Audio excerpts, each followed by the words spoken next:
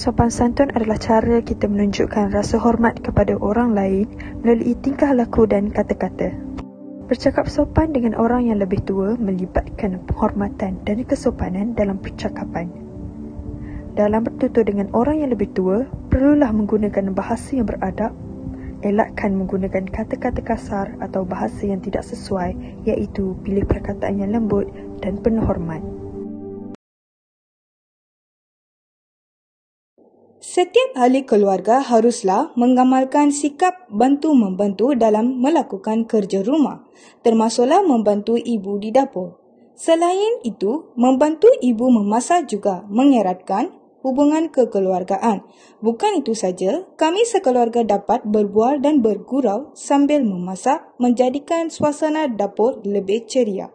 Sikap bantu-membantu ini bukan sahaja meringankan beban ibu, tetapi juga mendidik kami supaya menjadi anak yang bertanggungjawab.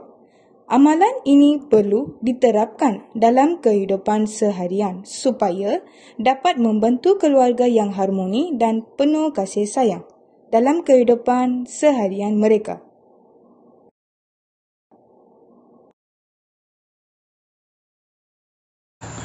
Dalam hidup ini, ada dua insan yang sering kita lupakan jasa mereka, iaitu ibu dan ayah.